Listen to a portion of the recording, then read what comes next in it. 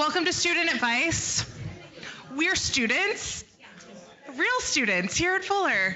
Exciting. Does this work? Yes, it does.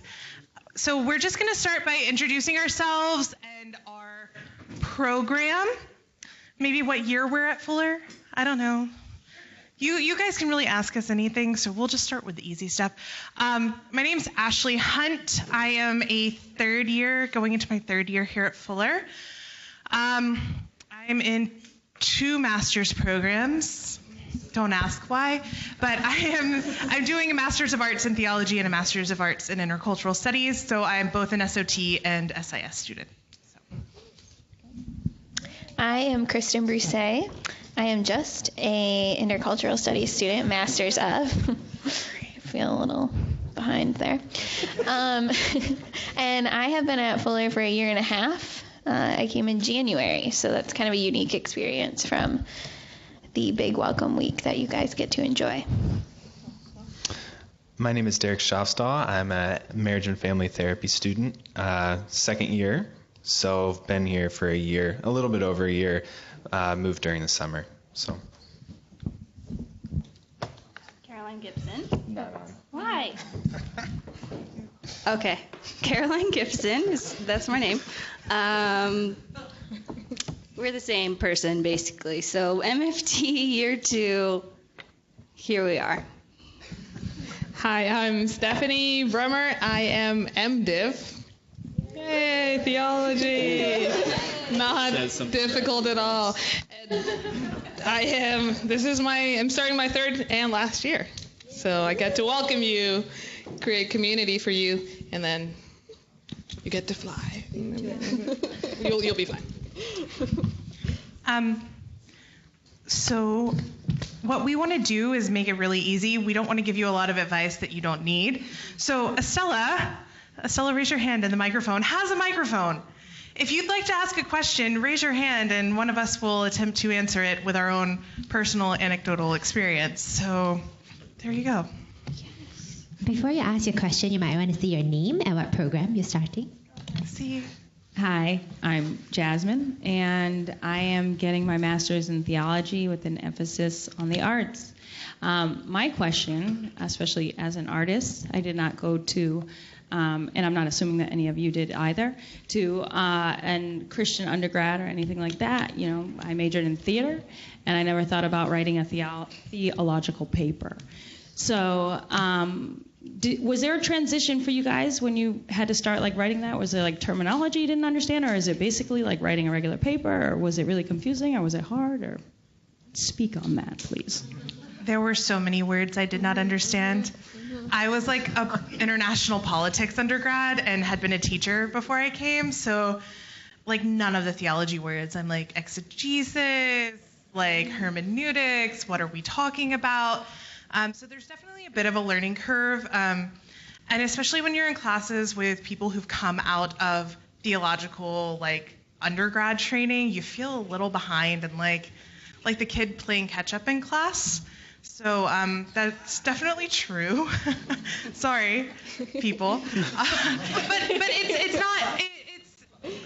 it's not insurmountable, and the longer you're in class, the quicker you pick up on things. And the Writing Center, I'm going to let Kristen talk about that because she actually works at the Writing Center, becomes a really great resource. Professors, I learned a lot of stuff, honestly. Estella and I are really good friends, and we have had a lot of classes together.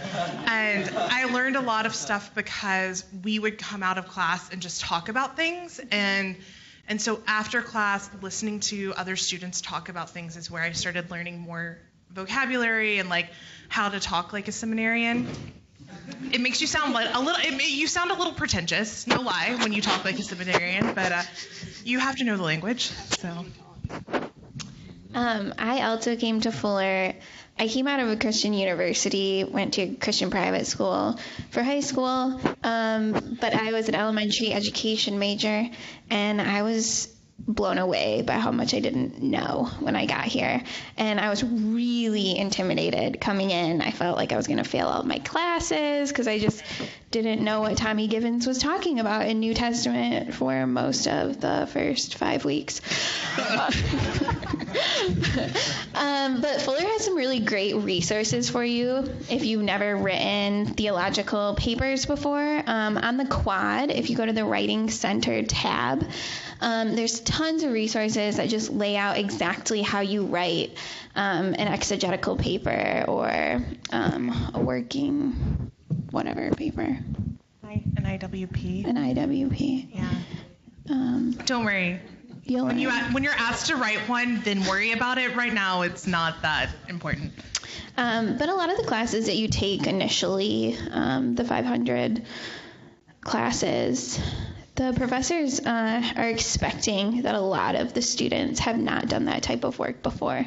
So don't be intimidated. I spent like my first entire quarter in the library learning all of the things that I didn't know before. But you'll catch up, and there's tons of resources out there.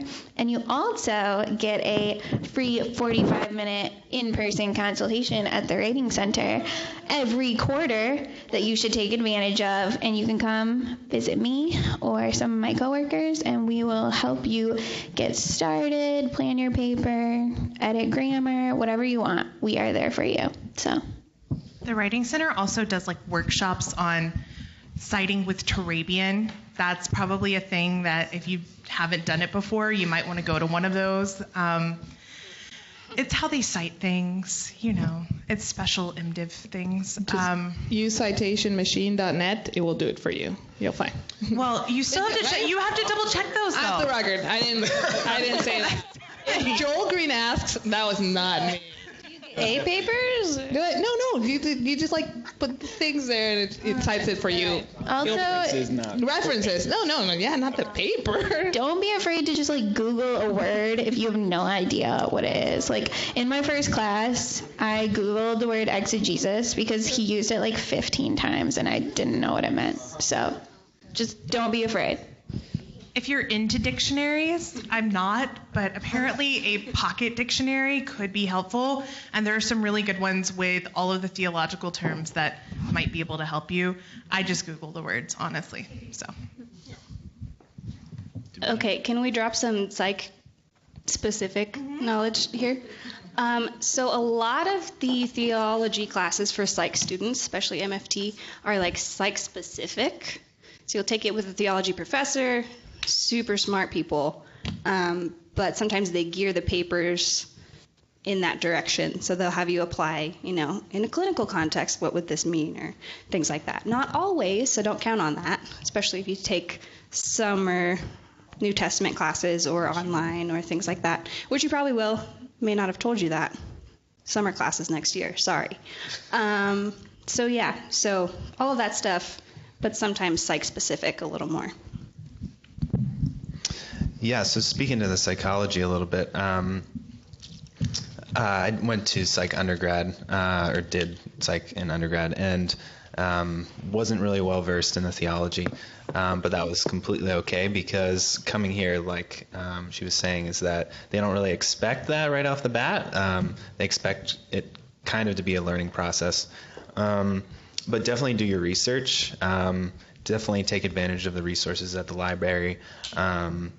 They're going to be really helpful for you, but don't worry about needing to know all that right off the bat.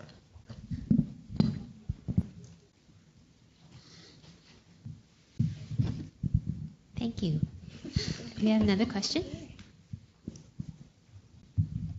My name's Noe, and was that the only thing? What else do you say? MFT. What is a expectation to have for work-life balance? But I know it's not work, it's like school-life balance. So I guess you two probably would have the most applied knowledge for us, psych, but I guess for everyone else. Maybe like on a pie chart, is it like 50-50? Is it 90-10? I mean, and I know it's like person-specific too, but maybe a general, what's a good expectation for school-life balance? Yeah, so you hit the nail on the head there that it really is kind of individual. So I started out my first year working a good 20 hours a week. and that led straight to depression for me. So that is too much for me personally. I know other people who continually worked 15 hours a week and were on top of all of their reading and all of their assignments, A papers on everything. So that's possible. I would say know your limits, know yourself, know what balance looks like for you, and pay attention to when you're feeling off balance. So percentage-wise, I don't know, what would you say? Well, Hey, that's off. Well, I think the ideal would be 50-50, right? Like being able to have that balance. I think that it takes a while to get there. I don't even feel like I'm at 50-50 now. But it definitely changes between first and second year, because now we're starting our second year and we've started practicum. So it's kind of like now we have schoolwork, work, and our personal lives. So it's almost like 33 infinite, you know. So I feel like the expectation, I mean, our professors really care about self-care, especially in SOP. And last year we talked a lot about that in our classes, and we focused on that on papers, a lot of self-reflection. So I don't know if there's necessarily an expectation. I mean, I feel like the professors want us to get all our work done, but they also know that we have our own personal lives. So I feel like the expectations aren't too high in terms of that. They don't expect more from us that we can't give. Yeah, I wouldn't say it's unreasonable. Yeah. They understand that we're people. They're people too. They're really great people. They do say going into the second year, I've heard second year students say, I literally sent a group text to all my friends saying, hey, love you, talk to you next year, basically. So especially as the program ramps up, it gets, your friends are these people, kind of, is what will happen. So.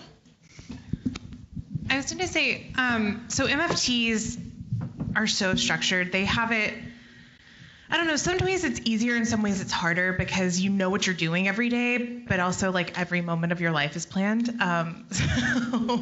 But for theology and SIS, it can be a lot harder to balance what you're doing, because you can just start reading everything and going down research holes and writing things. And self-care just goes away, because if you, psychology did this earlier, but SIS and SOT I know didn't. Who has never been on the quarter system before? Anybody? The quarter system is brutal, okay? I came from the East Coast, where we still do logical things like semesters, and 10 weeks for all of your class material. You really have to plan your schedule well, and if you're not a planner, you should make a friend that's a planner, honestly. The most helpful thing for me in terms of keeping a balance became when I learned that on the ECD, which is that when you click on the link that gives you the description of the class, your professor will have put expected hours that they expect you to spend on assignments. So they'd expect you to spend this many hours reading for this class. They expect you to spend this many hours on one assignment and this many hours on this assignment. I've always gone over those hours limits, but they help me keep a balance of how much time I should be spending, because my first and second quarters, my life was mostly just schoolwork, and having friends and having a life was very, very limited. And I had to remember, this is also my real life right now. This is not some pause in life. This is not a school break. I'm actually still living a life and forming as a person in this space, and needed time to do those things as well as be a student. So. MDivs, MATs. I think I have the problem that I try to be as social as possible and then forget I'm supposed to be doing work. Happens every quarter. You will notice. I apologize I will probably introduce myself to you at a certain point and scare you a little. It will be fine. You'll survive. But there is a lot of reading, a lot of reading, and you're but it's okay, I can skip a few. Not always. Not with certain professors. There are certain professors that you literally have to read everything, and then there are some professors Nate Feldmuth. He's the best. I'm sorry. Nate Feldmuth, like, he will teach everything. You won't have to read because he will say everything. And you're like, what? I know things. But, yeah, do try to find a way to have, a little bit of time for yourself. And there's a lot of community, like, if you're a commuter, we can introduce you to community. And Chang, there's always things happening. But try to always have friends. But, yes, do organize yourself because all of a sudden it's week 5 and it's midterms and you are just overwhelmed and it's a lot. So just do try to like see the syllabus ahead of time. Try to buy your books ahead of time. Just a little planning, not too much, but it does get a little bit overwhelming, especially first quarter. And if you're moving from far away, it all hits you. Have you guys talked about FBFS? Have you mentioned it? Fuller has this wonderful resource called Only if you're an SIS or SOT student. Sorry. Now you can. Sorry for the rest. Yeah. If you're a SOT or SIS, Fuller has Fuller Psychological Family Services. For $20 or for free, depends on what you want, you can get counseling therapy for an hour. Super good resource to have, especially in transition times like this. And it's awesome. Just wanted to say, take advantage of that because in SOP, I really wish I could take advantage of that. And we're working to change that, but it's going to be a long road to do it. So. The other thing I would say is you're living in the Los Angeles area. Do fun things. Find fun things to do. Like, go try new restaurants if that's your thing. There are festivals. There are so many free and overcrowded things because it's LA.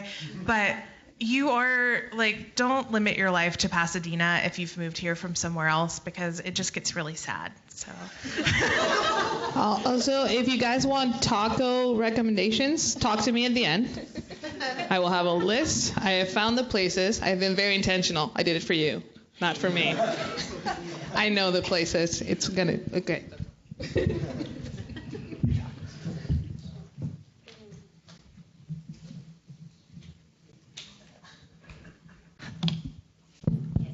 Hi, I'm January. That's my name, like the month, and I'm gonna be going into MAT at SOT. I guess I'm getting my acronyms. But my question was kind of related to that. Was I didn't see seminary coming. It was a curveball, so I had my life planned out for the rest of the year. And for unforeseen reasons now, I'm going to have to be taking my first quarter online. And I'm super nervous because that didn't exist when I went to college for undergrad. So I was wondering what you guys thought were the differences in like live instruction versus online and how to build community, even if you're taking that quarter online, and also balancing and budgeting your time as well. Has anyone taken online classes? PJ can answer this question. Okay. I'll speak to that because when I first came here, I came here having been out of school for like 150 years. And the first thing was Dewey didn't exist for me anymore, The Dewey Decimal, you guys, that's how, thank you. You're so young that you don't even know Dewey Decimal System.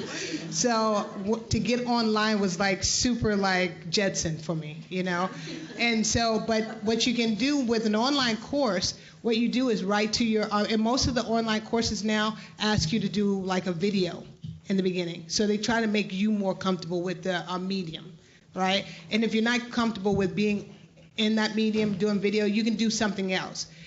They're trying to shape how they can converse with you online, and you can easily bring the online professor into your world that's comfortable for you. And the best of the professors will meet you where you are. And so if you say to them, look, I'm kind of prickly with this, I don't know, is there any way that I can call you? They will. Some people will Skype. They really will meet you where you are. You just have to tell them where you are. And there's a lot of online classes that the professor sets up forums where, hey, I needed prayer in this one course because I was like losing it. So I'm like, I need prayer. So he set it up, not just for me. It was intentional that he set it up because he knew people like me would come along. And you could go into this forum, and my classmates met me there, and they prayed for me. So it's like, it's the same thing here. It's just, you got to flip it. You got to work it for you. So it really can work, and quite frankly, that's where all schools are going now, online, because we are such a global world. So it's just trying to getting used to YouTube. Could we live without it now? So. I will say I did like my first online portion of a class this summer. I was in Singapore all summer, so one of the things that's really different is that you have weekly engagement that you have to do in your online course. And so you're having to produce thoughts every week on material. They don't have to be like spectacular, wonderful thoughts, but you're not in a classroom where you're participating in live person, so you actually have to be much more on top of your reading. You have to be more structured in what you're doing when you take online courses. So when you have your life and you're planning, just plan in the time that says, every week I'm gonna have stuff that I have to do for my online courses. And I'm really bad in my in-person classes that I can kind of push stuff off if I need to and rearrange. But online classes, you have to really be more on top of it because you're doing stuff that you have to turn in every week. So that's the other thing. And the last thing, I guess, to say on that would be just that because you're not in class and doing those hours in class, pretty much means that there's more work to do. Or it seems like that because you're not, right, there's more reading, there are more assignments. And because there are more assignments, there are weekly assignments, sometimes daily. So just prepare for that potentially. Oh, I have one more thing. Okay, so for community, if you're not going to be on campus, check the quad because they'll post events that are coming.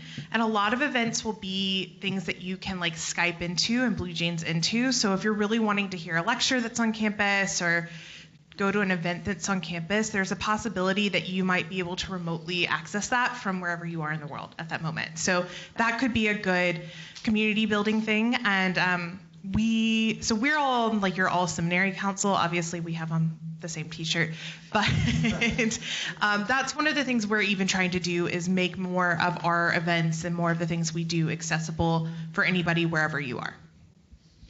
I just have a generic tip for people who are into scheduling stuff. So every quarter in week 1, when we get our syllabus, I create this huge table.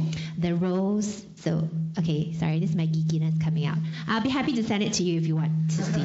But the rows are weeks and the columns are classes. And so I put all my assignments, all the due dates, all the readings into this humongous table that is open throughout the quarter. And I just highlight and go by week so that I can plan at the start of every week, I have this due for this class and this class and this class, and this reading I need to do, this reading not so much. So you plan out your week you plan out your whole quarter from week 1 basically, because your professors give you those assignments in advance. So do that, if you want. So I have a huge table that I send around to people who are in my classes if that's what helps them.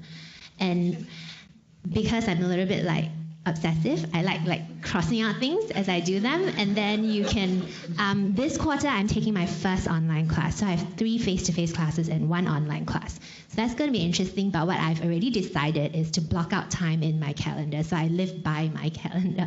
And so there's going to be a 3-hour slot or 2 hours every week that I block out in my calendar and say I'm going to go to the library and do my online class today, because otherwise it's just not going to happen. So that's just what I do. I think there's a question here first. Okay, we'll go here first. Okay. Mine wasn't a question. It was actually a comment.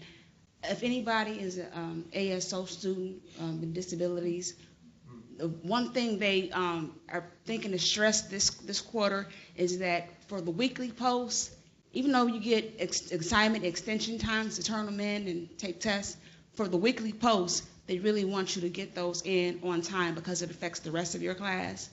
However, if you talk to your professor and email them and be in good communication with them and let them know that it just didn't happen, my medication was, whatever it is, that just talking to your professors will help you out a lot. So, yeah. Thank you. question.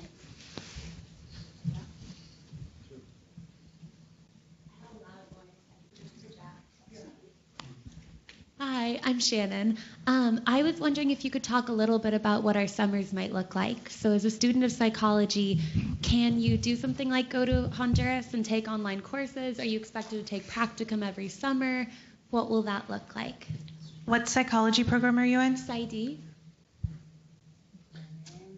I have a roommate that's a PsyD, so I am speaking purely from, I just know someone, right? From my understanding, PsyDs have to do practicum hours in the summer. Your first summer you might not, but what I would really say is talk to PsyD, and they'll talk to a PsyD because they'll know the best what you have to do. PhDs can do a lot of that type of stuff. PsyDs are a little more limited because you have so many practicum hours you have to do. So normally they can work around those types of things, but you just really have to talk to your advisors about that. Sorry. It's a very specific, do you guys know? Well, I was just going to speak to MFT.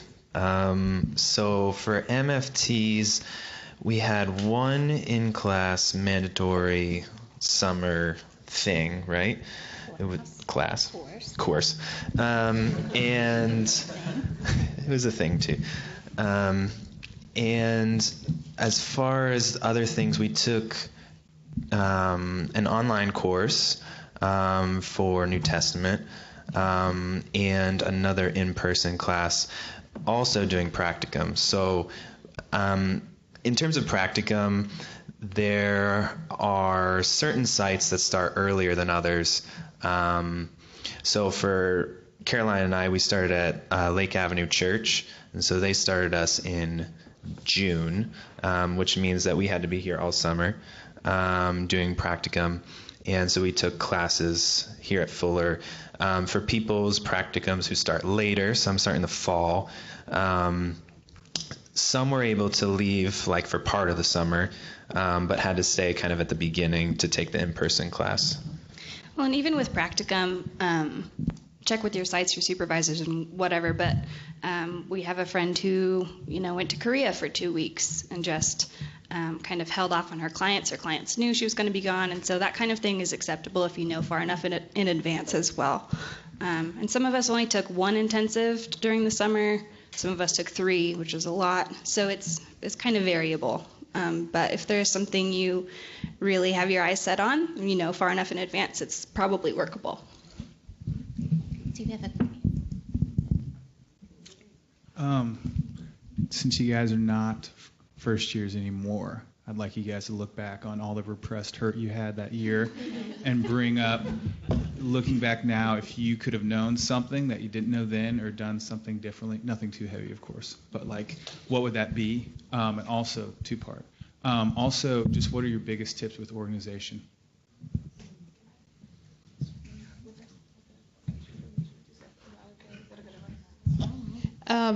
There's some courses. They're the vocation formation one, so it's Touchstone, Practice of Mission, Practice of Christian Community. It's just community now. Oh. And just practice of worship. What?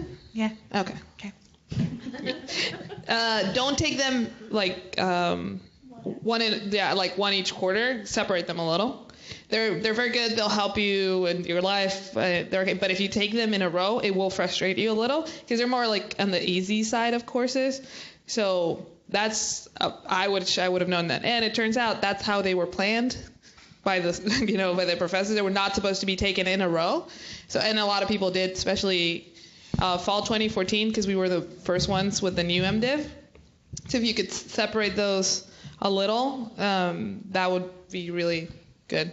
And those aren't MFT courses, just so you're aware. Yeah, I realize that. Okay, yeah. Oh. But the MDivs want it, yeah. And the SIS, yeah. You're the exception. Yeah, that's my advice. I'd say things that I wish I'd known. They're not things I wish I'd known because honestly, most of us probably know these things. It's things that I wish I had taken seriously. I think I'd really wish I had taken the concept of Sabbath really seriously my first year. Like the concept of giving myself a 24-hour break that I do no schoolwork, that whatever Sabbath is for you. I mean, Sabbath for me is sometimes church, but it's a lot of times just doing things with friends, exploring, doing things that make me feel happy, and like I'm not a perpetual student that is like stuck in a hole of studenting, and things that like make me see God in different ways and see people in different ways. And so last year I tried to be more intentional with that and felt slightly more like a healthy and functioning person.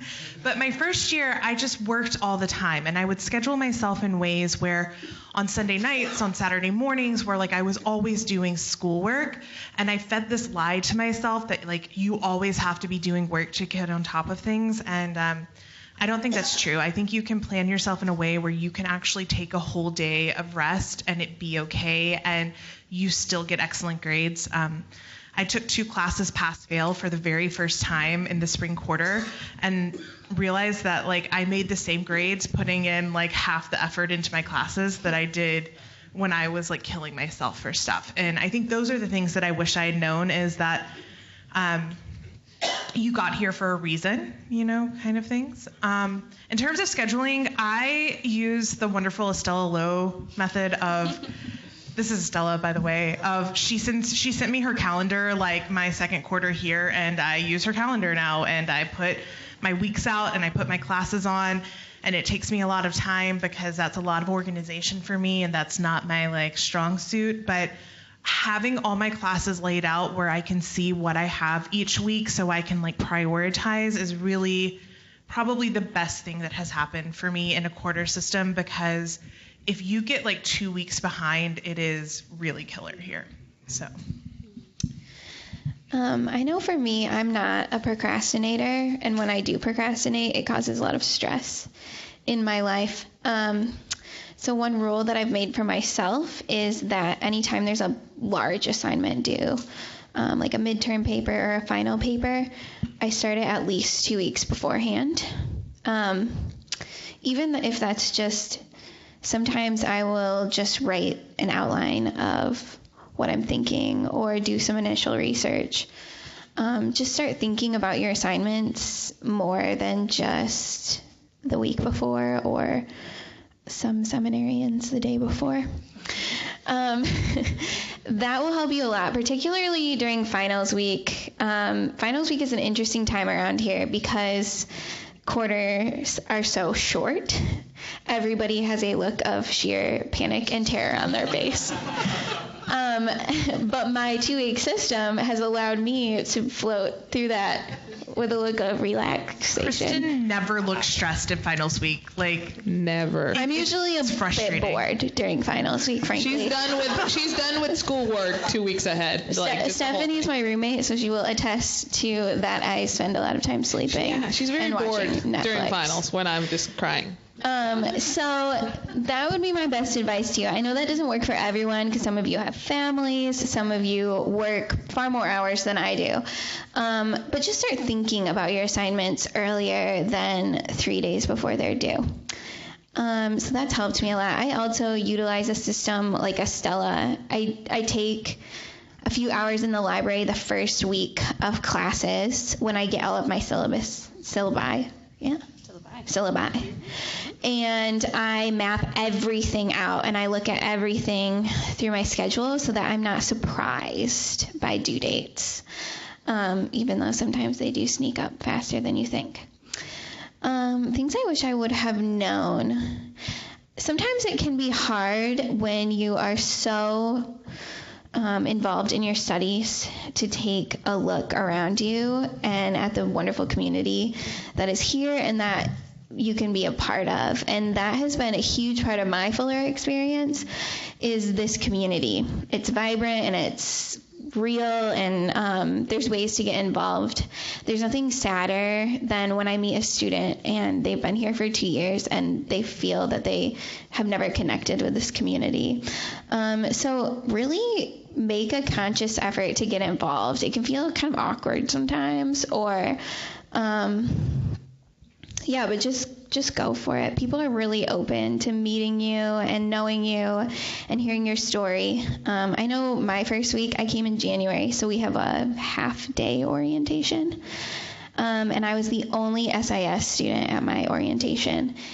And I was so lonely because I'd moved here from Michigan. And yeah. And I'm an pretty introverted person, so it was really hard for me to just go up to people in my classes and say like, "Hi, I'm Kristen. I'm from Michigan, and I don't have any friends." But the second week of class, I was so lonely. I finally did it, and that's how I met Ashley. Somebody invited me to a random party where I didn't know anybody. That's how I met Stephanie. So you will be invited as well to random parties. We will be hosting. Yes. So just accept the invitations or the opportunities that come your way, because you don't know the people that you're going to meet. And even if it's a little awkward or you feel really uncomfortable going, just go for it, because this is a great community and this is a great opportunity for you to be here, and to get the most out of your experience, you need to be a part of the community. So I'm from the East Coast. Things are a little bit faster over there. I don't know. I came here and was culture shocked by how people are a little bit slower in terms of chilling out, like just taking it easy, going out and drinking a beer or getting coffee instead of doing homework. And on the East Coast, most of the people, at least at the graduate school I was going to before I transferred, were very, let's just say they were kind of fighting for a top spot. So I kind of did the same thing as Ashley. Overworked myself, didn't focus on community or friendship, kind of just involved myself in studying. Got burned out really quick. So when I transferred here, I decided to kind of take a different approach.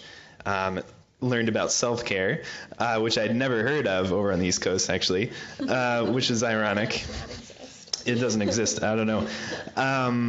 But really taking self-care seriously, watching a whole season of Stranger Things just the whole way through instead of doing homework or whatever,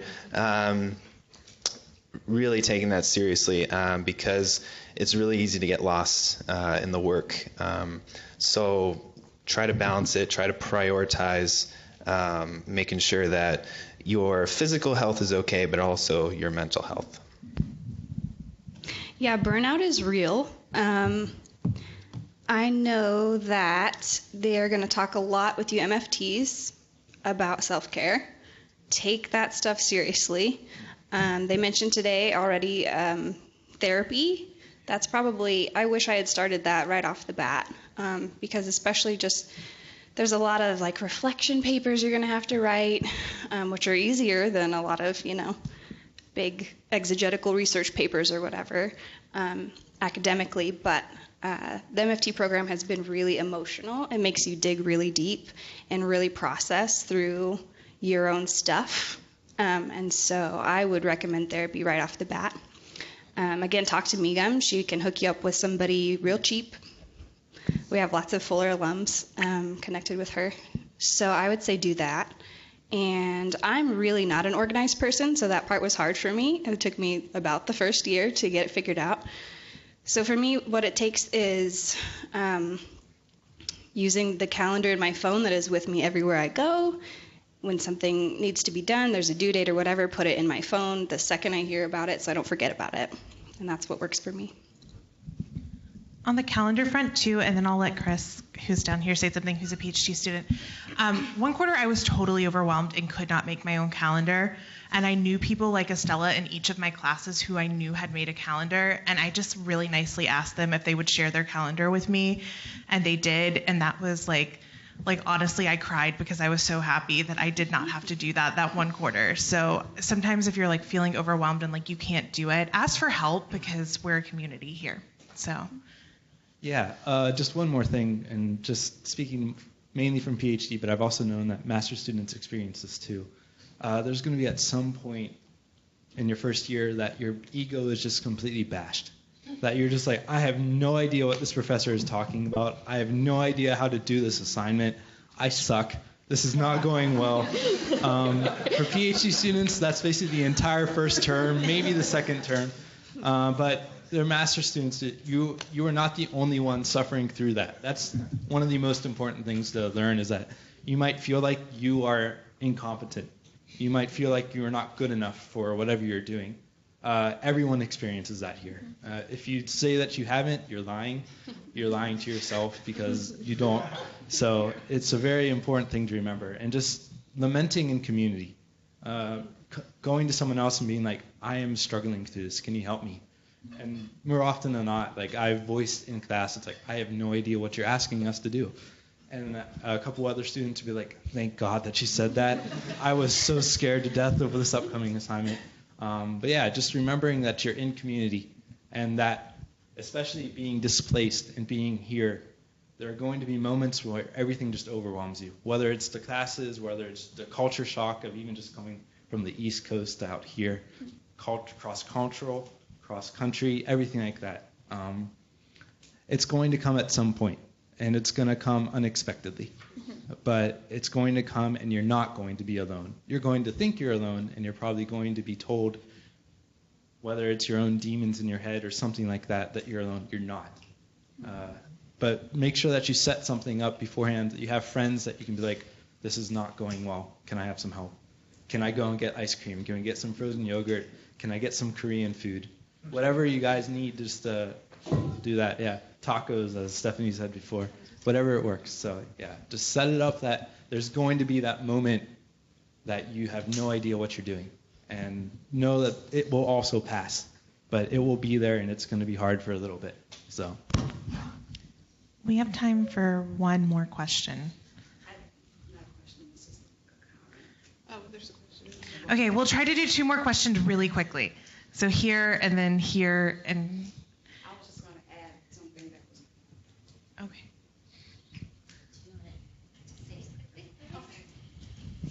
Well, I have probably been here longer than all of you. I started in 2011 or 10. I've been here a long time. But I did start. I'm disabled. I have cognitive disabilities. So I really was left off because I didn't know about the many resources that were available, not even just in the school, but outside of the school that would help make schooling better, like all the reading that needs to be done. The library has a book scanner. So if you know you're going to have a hectic week and you have to read these, 3 chapters, scan those 3 chapters, and it goes into a PDF, and you can download apps that will read it to you, so you can listen to it in the car. In the app, you can highlight, take notes. So those are important. Again, they're free apps. Just go to, I don't know about Android, but go to iTunes and look. And talk to your professors. Email them. Email is best. And let them know your situation. If you have something going on at home, they will work with you. So search out resources. Search out the books that might be available online somewhere in MP3 format. So when there's a will, there's a way. Okay. Thank you. There's the question here. Hi. First, thank you so much. Can you give like 1 or 2 words to describe the culture, like at Fuller? 2 words? Or a sentence, just really brief, just so that we know. You're SOT? Are you? No, I'm actually an MT. Oh, then I don't. You two take there. Yeah, everybody. Everyone's got to do it. Yeah, I mean, this is just, some of us are coming from LA area, some of us are coming from other places in the world, and like the Fuller culture. Okay, Chris? I would say welcoming, but personally uncomfortable. Mm-hmm. You have to slowly get into it and go outside of your own comfort zone but it's very welcoming and people are very understanding of you as you do it. And so it'll be a working together sort of thing. Too many words. I'm sorry. Yeah, 2 words, dude.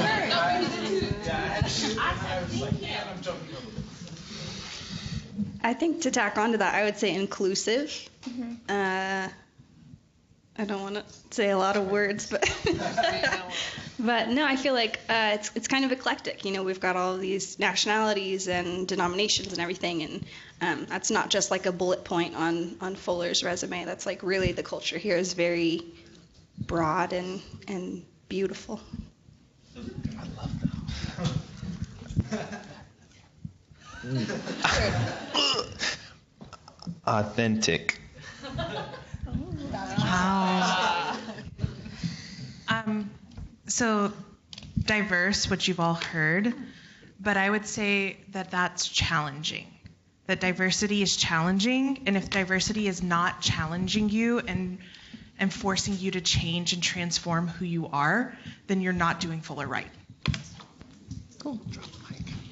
Oh, who had the last question? There seems to be a big emphasis on the writing center here. How important is it really? Oh, so important. I work there, so. The Writing Center is very important, particularly if you are feeling inadequate in any way. You're not inadequate, but sometimes you just need a little push in the right direction. A lot of your professors are expecting pretty high level writing skills from you. And the Writing Center is just a resource there for you that can help you hone those skills and maybe help you also recognize some of the things that are challenging for you. It all is really person specific. So if you came in and you feel like you are just the greatest writer in the world and you have it all figured out, I guarantee that at some point there is something a professor will want you to work on. Because each class has kind of its own unique flavor and each professor has their own unique desires when it comes to your writing. The Writing Center can just help you feel that out and really look at what your professor is looking for when they put in their syllabus the requirements for the assignments. So I would say take advantage of all of the resources that the Writing Center has for you. If you don't go for an in-person consultation or submit your paper for an online consultation, that's totally fine. But there are resources on the website that will help you write your papers and make it so much easier. Just that will help you generate questions, that will give you structure to organize, things like that. Otherwise, there's just so much that's free, and your incoming class is the first one that gets these free consultations. So I would take advantage of that. I mean, it can't hurt you, I guess, is what. The other thing I was going to say is Rachel Paprocki, who is the head of the Writing Center. Each quarter, she goes and talks to all the professors and says, are there resources you need that aren't available at the Writing Center? What type of writing are you going to be requiring? And really tries to tailor like what they're doing each quarter to the classes that need specialized writing skills.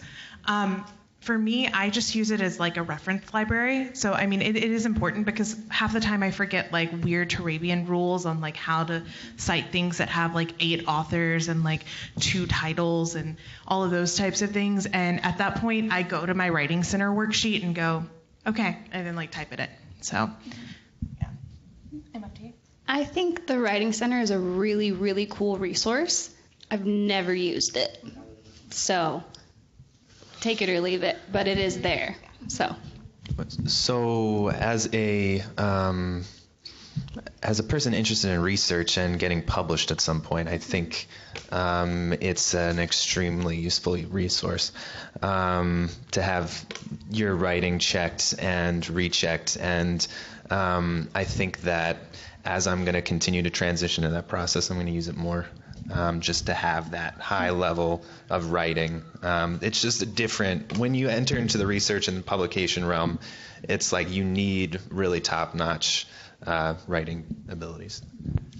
I think speaking as an international student, my first language is English, but I know a lot of students whose first language is not English, or specifically not academic English. So the Writing Center is very helpful in terms of they help to proofread your papers as well. Even if you do speak English fluently and you think you write fluently, academic papers are very different. Exegeticals versus reflections versus I don't know what are the kinds of papers you write. The language you use, the style, the outline, the structure, format, all of that's different. So if you're not familiar with it, it could be very helpful for you to go, especially your first couple of papers, to get advice on it. But personally, I use the citation. I've been to the citation workshop, and I have the paper with me, and I bring it with me everywhere because that's like my Bible for a citation, essentially. And we're really nice, and we're really gentle. Very gentle. So sweet. Just look at Kristen. Well, thank you so much. Welcome to Fuller. We're really excited to meet you. Just so you know, we're your all-seminary council. Most of us here are. You can learn more about us another time. But if you want to talk to us more, we will have office hour things. We'll be around every week, and we'll be at the resource fair tomorrow, where you can sign up for intramural kickball, which will be happening in the fall. And you can also, if you're just like, you want to chat with one of us, you can sign up for a coffee date. So have a great time at Vocation something. It's called a sermon. Fun time. Sorry. Their name has recently changed, so it's a little tough.